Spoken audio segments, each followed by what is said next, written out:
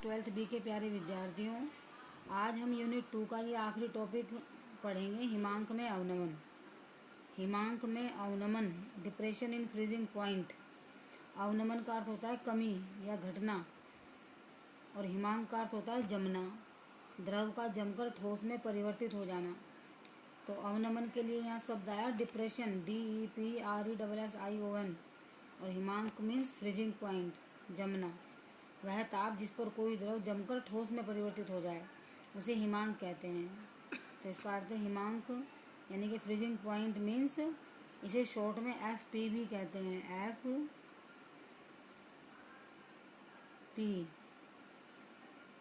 Short में इसे FP कहते हैं, फ्रीजिंग पॉइंट। वह ताप जिस पर कोई द्रव जमकर ठोस पदार्थ में परिवर्तित हो जाता है हिमांक कहलाता है। यानी कि वह ताप जिस पर कोई द्रव जमकर ठोस पदार्थ में परिवर्तित हो जाता है हिमांक कहलाता है। या हम इसको ऐसे भी डिफाइन कर सकते हैं, वह ताप जिस पर किसी पदार्थ की ठोस तथा द्रव अवस्थाओं का वाष्पदाब बराबर होता है। वह ताप जिस पर किसी पदार्थ की ठोस तथा द्रव अवस्थाओं का वाष्पदाब बराबर होता है हिमांक कहलाता है। यानी कि हिमांक पर किसी पदार्थ की ठोस और द्रव अवस्थाओं का वाष्पदाब बराबर हो जाता है, उसे हिमांक कहेंगे। तो हिमांक में अवनमन क्या है, मैंने भी आपको बताया। अवनमन का अर्थ होता है कमी, यानी कि हिमांक में कमी। तो जब किसी शुद्ध विलायक में कोई अवाष्पशील वैद्युत अनपघटे विलेय पदार्थ मिलाया जाता है तो प्राप्त विलयन के हिमांक में कमी हो जाती है, जिसे हिमांक में अवनमन कहते हैं। तो अभी मैंने आपको पहले बताया था कि हमारे पास मान लीजिए कोई शुद्ध विलायक है जैसे जल, और उसमें हमने कोई अवाष्पशील का अर्थ होता है जो वाष्प में परिवर्तित ना हो। वैद्युत अनपघटे का अर्थ होता है ऐसा पदार्थ जो किसी विलायक में अपने आयनों में अपघटित ना हो, अपने सरल अवयवों में अपघटित ना हो, उसे वैद्युत अनपघटे कहते हैं। तो जब किसी शुद्ध विलायक में अवाष्पशील वैद्युत अनपघटे विलेय पदार्थ मिलाया जाता है तो प्राप्त विलयन के हिमांक में कमी हो जाती है। तो प्राप्त विलयन के हिमांक में कमी हो जाती है, जिसे हिमांक में अवनमन कहते हैं। यानी कि ऐसे विलयन को जमाने में हमें टेम्परेचर और भी कम करना पड़ेगा, तो इसे कहते हैं हिमांक में अवनमन। तो डेल्टा टी एफ एफ मैंने फ्रीजिंग पॉइंट हिमांक, और डेल्टा टी क्या है, हिमांक में कमी, हिमांक में अवनमन। ये होता है T1 - T2, क्योंकि T1 का मान अधिक है, शुद्ध विलायक का हिमांक अधिक था, और जब हमने उसमें अवाष्पशील वैद्युत अनपघटे विलेय पदार्थ मिला दिया यानी कि वो विलयन बन गया, तो विलयन का हिमांक हो गया कम, इसलिए डेल्टा TF बराबर होता है T1 - T2।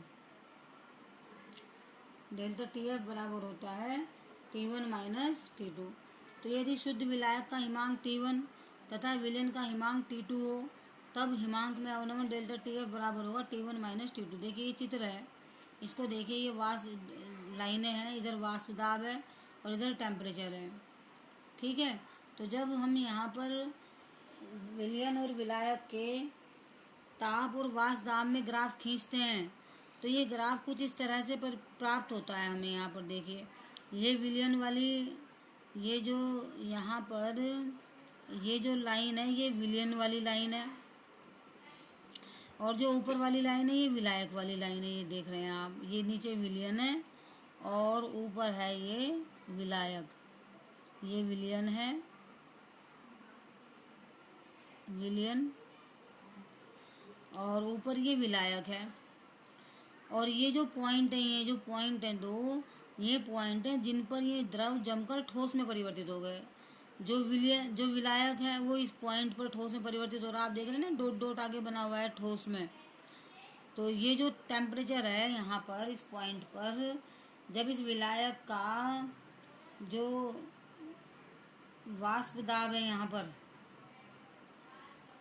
जब इस विलायक का जो वाष्प दाब है वो इसकी ठोस अवस्था के वाष्प दाब के बराबर हो गया यहाँ पर, और ये जो टेम्परेचर है ये है T1। तो यहाँ पर इस T1 टेम्परेचर पर ये विलायक जो है फिर ठोस में परिवर्तित हो गया। आगे आप देख रहे हैं डॉटेड लाइन से ठोस बना हुआ है। ऐसे ही विलयन है, विलयन को ठोस में परिवर्तित करने के लिए ताप को और कम करना पड़ा, इधर आए ना नीचे की ओर, मतलब आगे बढ़ते तो बढ़ जाता, लेकिन हम जो है इधर आए से और कम हो गया, क्योंकि टेम्परेचर बाएं से दाईं ओर बढ़ रहा है और हम आ रहे हैं दाएं से बाईं ओर। तो विलयन को जमाने के लिए, ठोस में परिवर्तन करने के लिए टेम्परेचर और कम करना पड़ा। यह है T2। आप देख रहे हैं इस पॉइंट पर ये जो विलयन है ये हिमांकित विलयन में चेंज हो गया, यानी कि ठोस में चेंज हो गया है।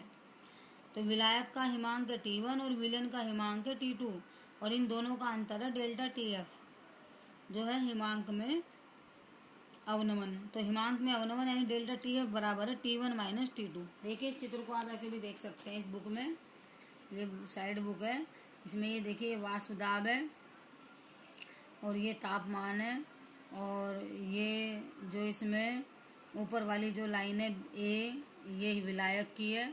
ये द्रव अवस्था से यहाँ B पॉइंट पर ठोस अवस्था में चेंज हो गया। जो विलायक है ये यहाँ पर द्रव अवस्था से इस B पॉइंट पर जब टेम्परेचर ये यहाँ पर T1 है, या इसको TF0 आप कह सकते हैं, ये यहाँ से ठोस अवस्था में चेंज हो गया। ऐसे ये विलयन है D, और ये यहाँ पर द्रव अवस्था से इस E पॉइंट पर, ये जो E पॉइंट है यहाँ से ये ठोस अवस्था में चेंज हो गया, और ये टेम्परेचर है T2 या TF, और इन दोनों का अंतर है डेल्टा TF। ठीक है, तो डेल्टा TF यानी हिमांक में अवनमन बराबर होगा T1 माइनस T2 या TF0 माइनस TF। इस तरह से आप इस ग्राफ को समझ सकते हैं। ये जो ऊपर वाली लाइन है ये विलायक को बता रही है, नीचे वाली विलयन को बता रही है, और ये जो BC लाइन है ये ठोस अवस्था को बता रही है। इसको इधर मिला देंगे तो ये यहाँ पर वाष्प दाब पता चल जाएंगे। विलायक का वाष्प दाब P1 और विलयन का वाष्प दाब P2। तो इस तरह से आप इसको समझ सकते हैं। तो यहाँ पर ये नोट करने वाली बात है कि विलायक का हिमांक अधिक होता है तथा विलयन का हिमांक कम होता है, क्योंकि जो विलायक है वो जिस टेम्परेचर पर जमेगा, जब हम उसमें अवाष्पशील वैद्युत नपघटे विलेय पदार्थ मिला देते हैं तो वो उस विलायक वाले टेम्परेचर से भी कम टेम्परेचर पे जमता है, यानी कि ताप को हमें और अधिक कम करना पड़ता है। तो इसलिए विलायक का हिमांक अधिक होता है और विलयन का हिमांक कम होता है, क्योंकि हमें टेम्परेचर और ज़्यादा कम करना पड़ेगा उसको विलयन को जमाने के लिए। आगे आप इसे पढ़ेंगे हिमांक में अवनमन तथा विलेय के मोलल सांद्रण में संबंध। इस हेडिंग को यहाँ आप ठीक कर लेंगे।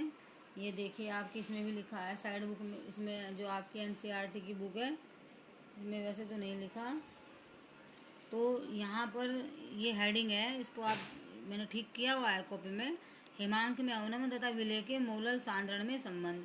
तो ये मैंने पॉइंट काटा हुआ है, देख रहे हैं आप, क्रॉस लगा हुआ, ये नहीं लिखना।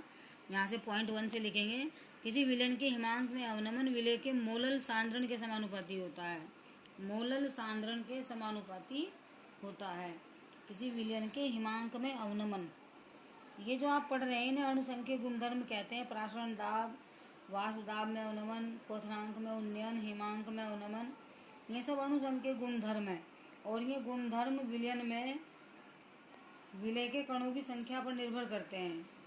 कणों की संख्या कम होगी तो इनका मान कम होगा, कणों की संख्या अधिक होगी तो इनका मान अधिक होगा। तो यहाँ पर आप देख रहे हैं किसी विलयन के हिमांक में अवनमन विलेय के मोलल है, ये ल है, मोलल सांद्रण के समानुपाती होता है। सब ऐसे ही है, जितने भी अणुसंख्यक गुणधर्म है, चाहे वो क्वथनांक में उन्नयन हो, चाहे वाष्प दाब में अवनमन हो, चाहे प्रासरण दाब हो, चाहे ये हिमांक में अवनमन हो। तो आप देख रहे हैं यहाँ पर डेल्टा TF समानुपाती CM, और CM है यहाँ पर मोलल सांद्रण। तो डेल्टा TF बराबर हो गया यहाँ पर KF इंटू CM। KF क्या है? अवनमन स्थिरांक। KF का अर्थ है अवनमन स्थिरांक। तो यहाँ पर डेल्टा TF तो हो गया हिमांक में अवनमन, T1 माइनस T2। CM हो गया यहाँ पर मोलल सांद्रण, इसको आप ल कर लेंगे।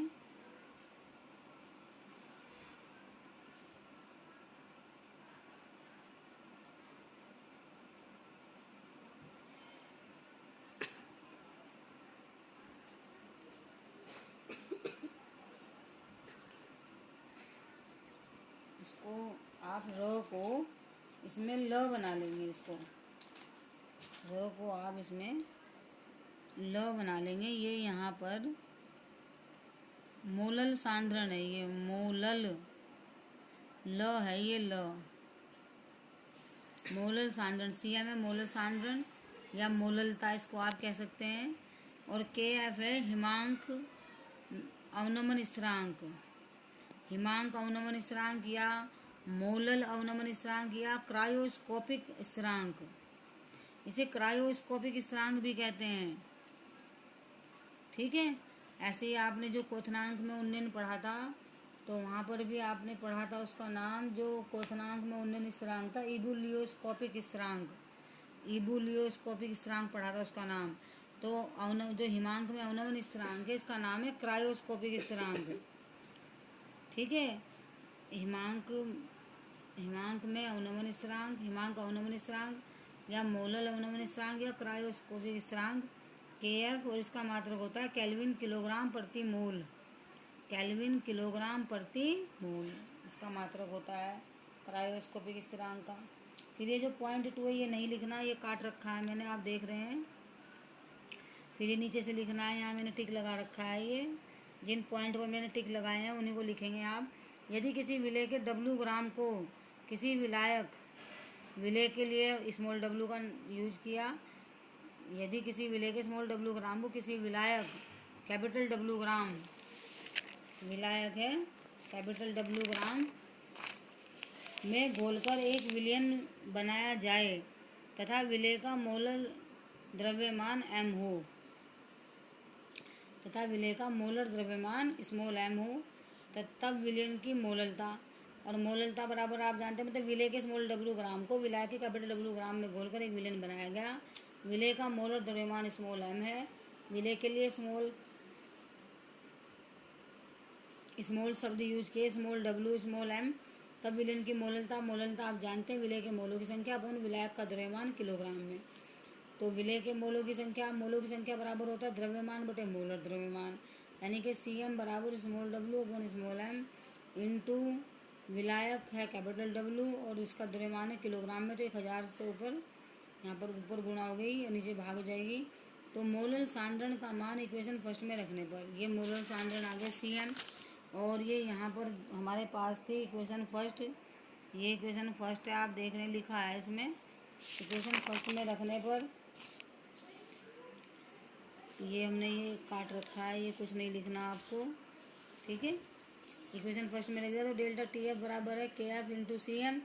ये इक्वेशन फर्स्ट है। CM की जगह रख देंगे, डेल्टा TF बराबर KF इंटू CM की जगह आ गया small w upon small m into capital W, ऊपर आ गया 1000। या यहाँ से स्मॉल m का मान निकाल लेंगे और ये हो जाएगा KF into small w into 1000 upon delta TF into capital W। ये जो अणु संख्या गुणधर्म, इनके द्वारा विलेय का मोलर द्रव्यमान ही ज्ञात करते हैं हम। तो स्मॉल w बराबर विलेय का मोलर द्रव्यमान, KF बराबर हिमांक अवनमन स्थिरांक या मोलर अवनमन स्थिरांक या क्रायोस्कोपिक स्थिरांक, स्मॉल w बराबर विलेय का द्रव्यमान, कैपिटल W बराबर विलायक का द्रव्यमान, डेल्टा TF बराबर हिमांक में अवनमन T1 माइनस T2। तो इस तरह से ये है हिमांक में अवनमन। जो भी आपने पढ़ा ये फॉर्मूला आप याद रखेंगे। इसमें आपको ये फॉर्मूला याद रखना है, डेल्टा TF बराबर KF इंटू CM। फिर CM की जगह मोललता का सूत्र रख देंगे, फिर आप कुछ भी इसमें याद कर सकते हैं। देखिए इसमें जो ये डेफिनेशन आई थी, ये स्थिरांक आया KF मोलल अवनमन स्थिरांक।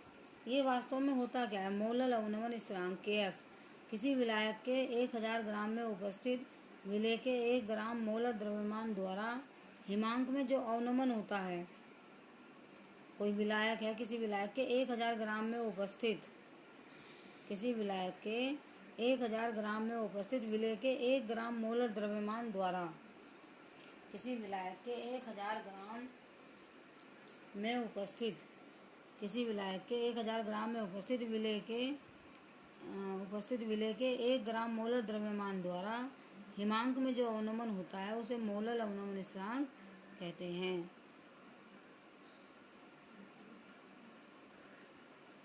जब किसी विलेय का 1 ग्राम विलायक के 1000 ग्राम में उपस्थित हो तो हिमांक में जो अवनमन होगा उसे मोलल अवनमन स्थिरांक कहते हैं। यानी कि यहाँ पर ये फॉर्मूला होगा स्मॉल m बराबर KF into W into 1000 upon delta TF into capital W, ये F होगा यहाँ।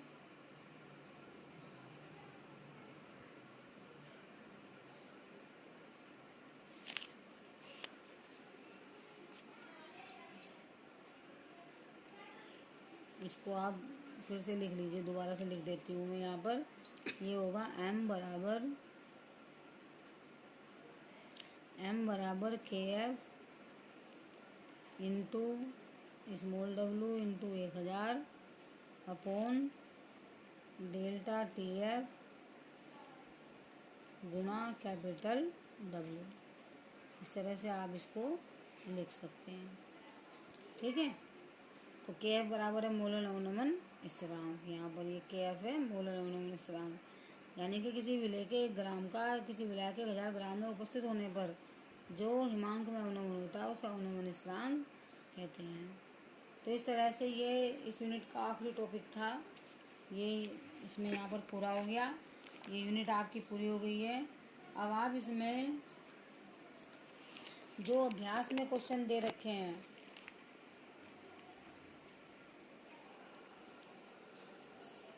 जो अभ्यास में क्वेश्चन दे रखे हैं उनको आप देखिए, इसको आप नोट कर लेंगे।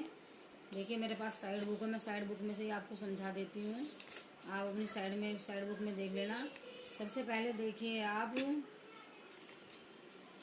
जो अध्याय में पूछे गए हैं क्वेश्चन, जैसे पहला ही क्वेश्चन ये पूछा गया है, यदि 122 ग्राम कार्बन टेट्राक्लोराइड CCl4 में जिनको मैं बता रही हूँ ये आपको करने हैं अपनी न्यूमेरिकल वाली कॉपी में। मैंने आपको कहा था इसमें 1 मिनट रुकिए आप अभी, और इसमें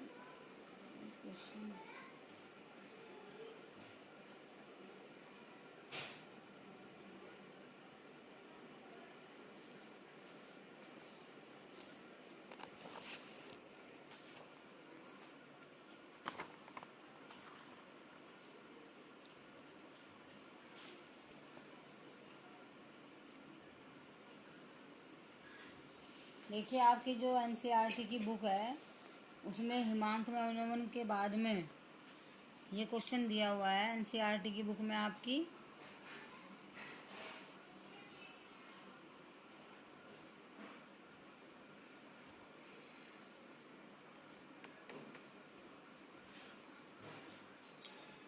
हिमांक में अवनमन जो टॉपिक है उसके बाद में ये क्वेश्चन दिए गए हैं 2.9 और 2.10।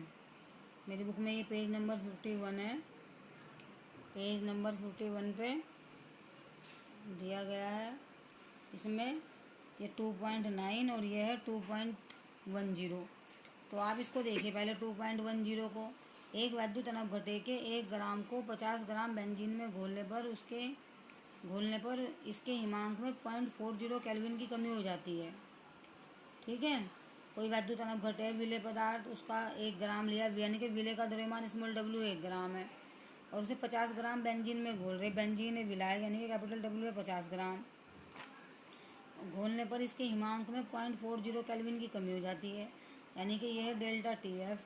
बेंजीन का हिमांक अवनमन स्थिरांक 5.12 केल्विन किलोग्राम प्रति मोल है, ये के एफ हो गया। विलेय का मोलर द्रव्यमान आपको ज्ञात करना, और फॉर्मूला आपने पढ़ा अभी, डेल्टा टी एफ बराबर के एफ इंटू सी एम, है ना। ये आप इसमें पूरा लिख लेंगे, ये मैंने लिख भी रखा है, देखो डेल्टा टी एफ बराबर के एफ इंटू सी एम, और डेल्टा टी एफ बराबर के एफ इंटू सी एम का मतलब क्या है, small W upon small M into 1000 बटे कैपिटल डब्ल्यू, और यहाँ से एम का मान निकाल लिया आपने, और ये हो गया के F into small W into 1000 upon delta T F into capital W. अब के एफ की जगह ये मान आ गया यहाँ 5.12 केल्विन किलोग्राम प्रति मोल, और स्मॉल डब्ल्यू की जगह आ गया यहाँ 1.00 ग्राम। इसको सही कर लेंगे, 1000 ग्राम लिख दिया ना इन्होंने, इसे 1.00 ग्राम लिख लेंगे। यहाँ पे देखिए मैंने काट रखा है ये, और गुणा 1000 या 1000 हो गया, अपॉन डेल्टा टी एफ है 0.40 केल्विन और कैपिटल डब्ल्यू है 50 ग्राम। इसे पूरे को सॉल्व कर लेंगे तो ये आ जाएगा 256 ग्राम प्रति मोल, ये आ जाएगा मोलर द्रव्यमान इसका।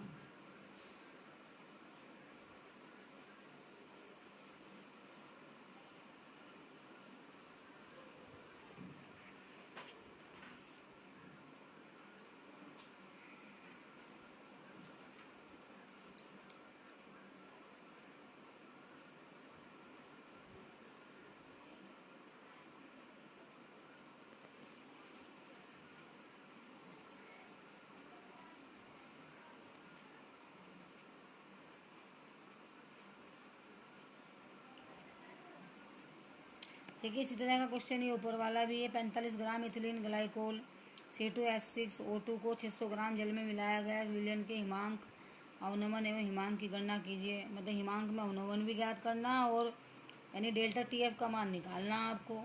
और डेल्टा TF का मान निकालने के बाद में फिर आपको विलयन का हिमांक यानी कि आपको T2 की गणना करनी है इसमें। तो इथिलीन ग्लाइकोल विलय है, इसका द्रव्यमान 45 ग्राम दे रखा है, यानी कि स्मॉल W बराबर हो गया आपका 45 ग्राम। और जल विलायक है, कैपिटल W हो गया आपका 600 ग्राम।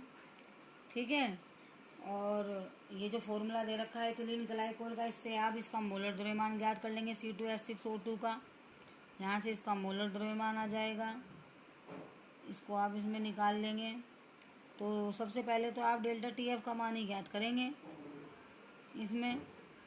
तो ये फॉर्मूला लगा लेंगे आप, जो आपका फॉर्मूला होता है डेल्टा TF बराबर KF इंटू CM। और CM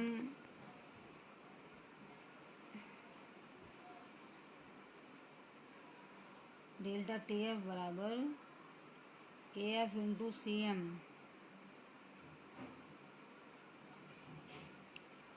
ठीक है, ये फॉर्मूला लगा लेंगे आप। अब इसमें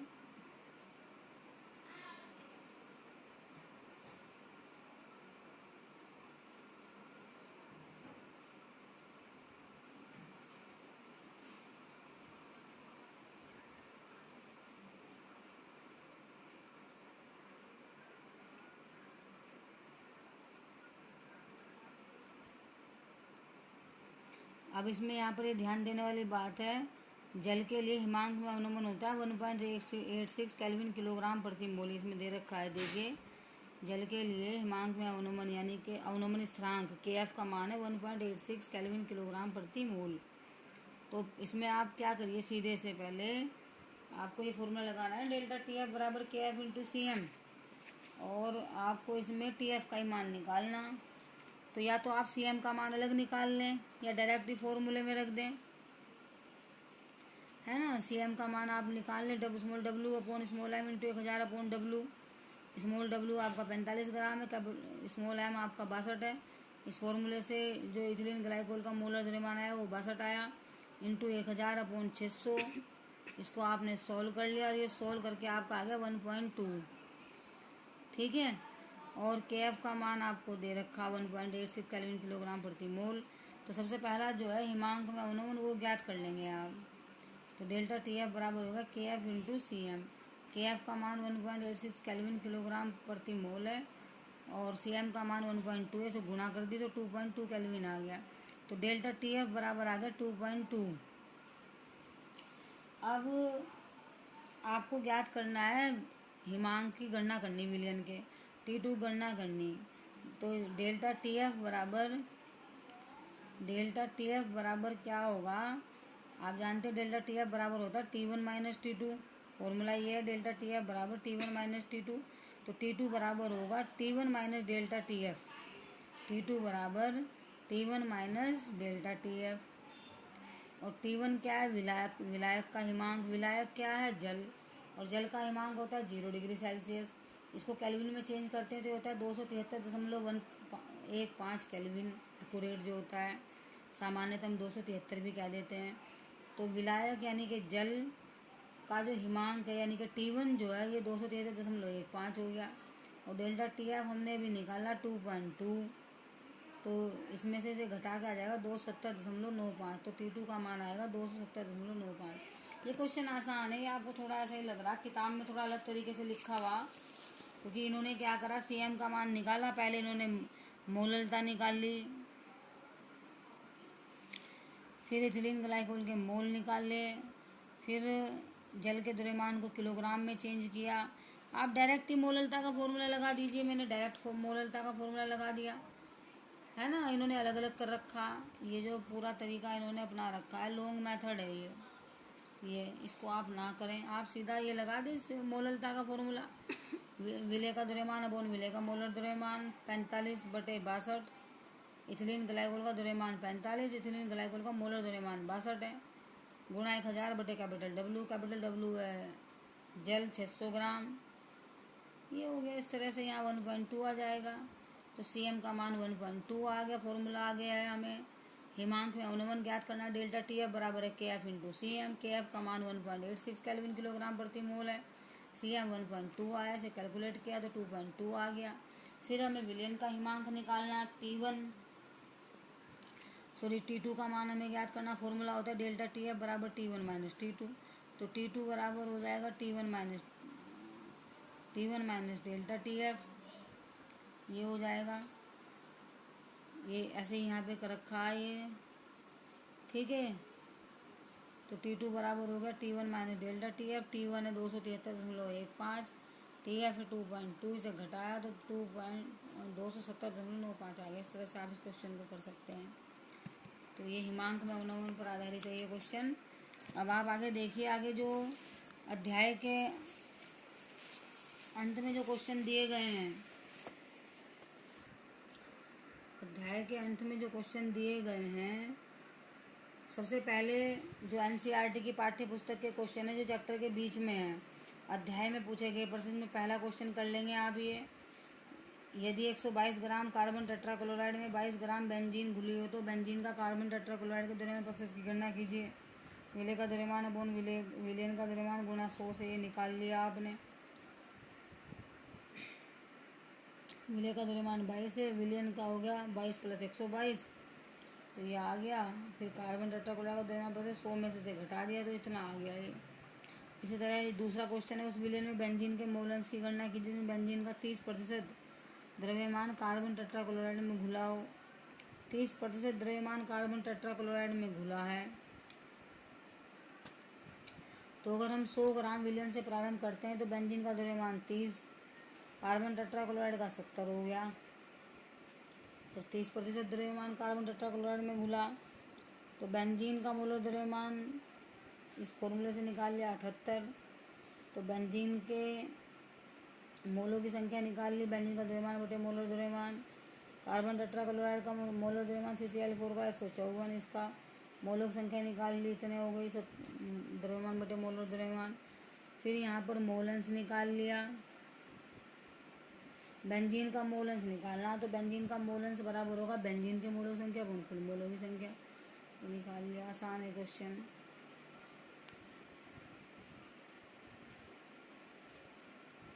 ऐसे आप इसमें क्वेश्चन नंबर 3 कर लेंगे, मोलरता निकालनी है।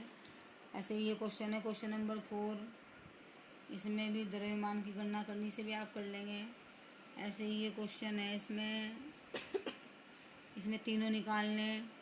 KI के 20% द्रव्यमान जलीय विलयन का घनत्व इतना, KI मोलरता और मोलन से भी निकाल लेंगे आप खुद ही, आसान है ये। इसी तरह से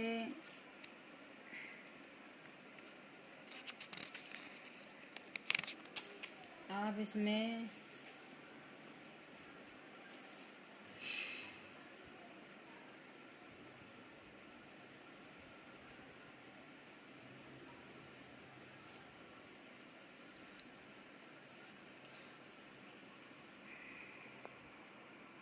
ये क्वेश्चन नंबर 10 कर लेंगे आप।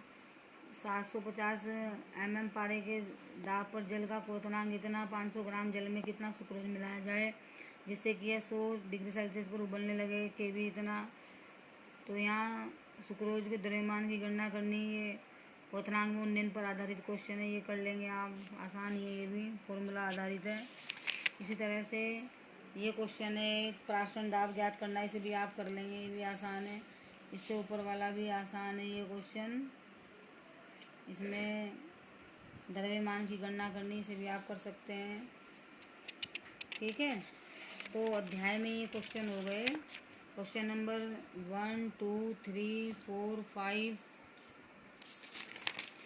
और फिर 10, ये जिन पे मैंने क्रॉस लगा दिए ये नहीं करने, 10 करना है, जिन पे मैंने टिक लगा रखे वो करने हैं केवल, 11, 12 कर लें। इसके बाद अध्याय के अंदर पूछे गए प्रश्न है क्वेश्चन नंबर 1, 2, 3, 4, इन्हें आप कर लेंगे। 5 इसे भी कर लेंगे आप, आसान ये क्वेश्चन भी।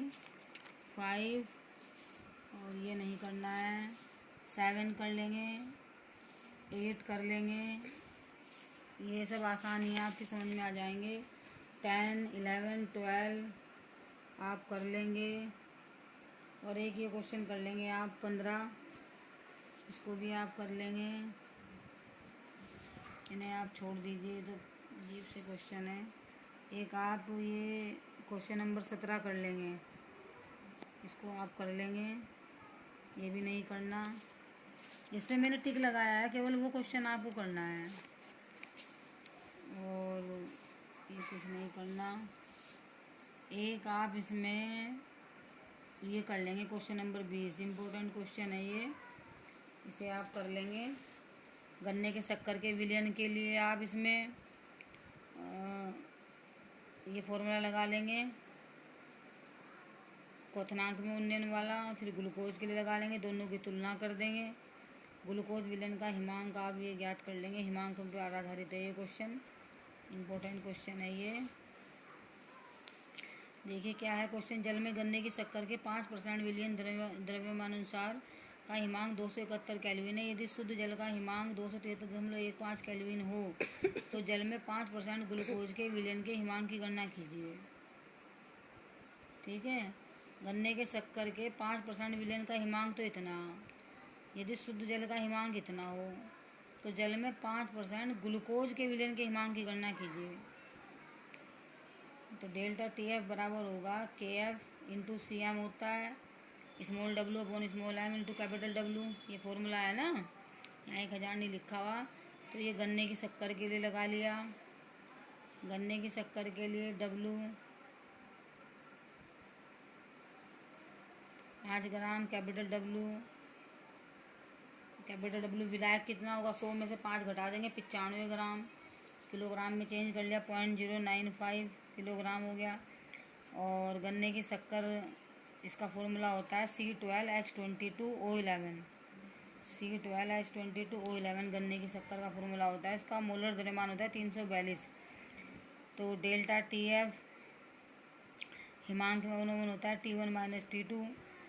विलायक यानी कि जल का हिमांक होता है 0 डिग्री सेल्सियस 233.15, और इसका गन्ने की शक्कर के विलयन का हिमांक है 271, ये घटा दिया, 2.15 आ गया TF का मान। तो यहाँ पे ये फॉर्मूला लगा दिया, TF बराबर KF into small w upon small m into capital W। इन्होंने विलय के द्रव्यमान मूलक द्रव्यमान में B लगाया है और विलायक के लिए A लगाया। तो ये सब यहाँ रख दिया हमने, ये सारे मान। ये KF हमें निकालना, इनकी तुलना करनी। फिर ग्लूकोज के लिए निकाला, ऐसे ही ग्लूकोज के लिए भी। यदि शुद्ध जल का हिमांक इतना हो तो जल में 5% ग्लूकोज के विलयन के लिए, अब ग्लूकोज का द्रव्यमान भी 5 ग्राम है, फिर विलायक का भी 95 ग्राम होगा।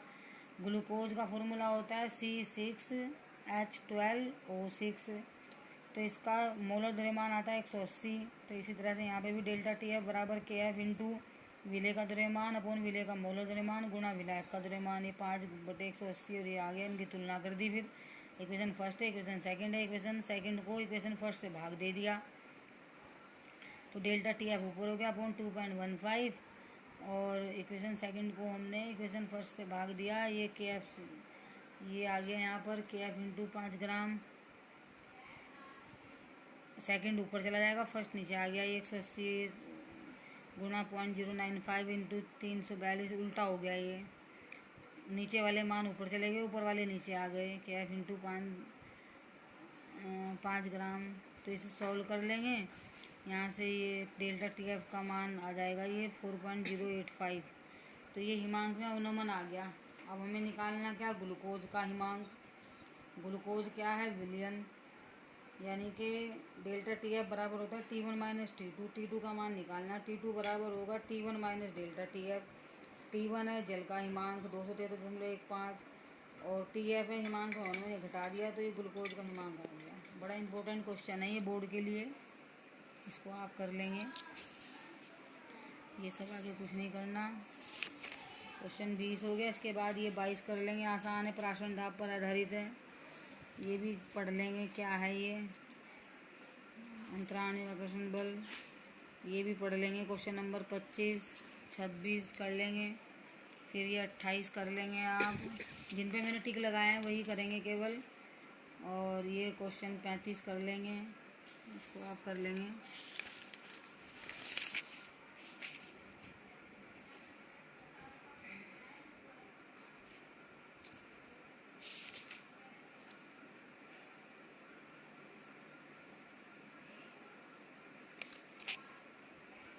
एक ही क्वेश्चन 34 भी आप कर लेंगे।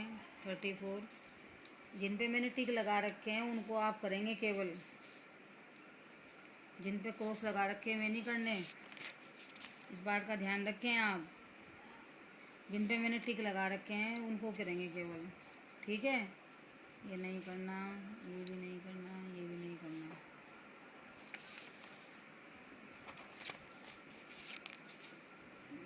बस ये भी नहीं करना है तो हटा दिया कोर्स में से ही। तो ये यूनिट 2 आपकी आज पूरी हो गई है। इसको जो नोट्स मैंने आपको भेजे हैं पूरी यूनिट के, उसको आप अच्छे से अपनी नोट्स की कॉपी में लिख करके उनको याद कर लेंगे अच्छे से। और जो न्यूमेरिकल मैंने ये समझाए हैं उनको न्यूमेरिकल वाली कॉपी में कर लेंगे अलग से। न्यूमेरिकल ये साइड बुक के भी फ़ोटो मैं आपको भेज रही हूँ, तो आप अच्छे से अपने काम को कर लें। और कल हम यूनिट 3 पढ़ाएंगे आपको। धन्यवाद।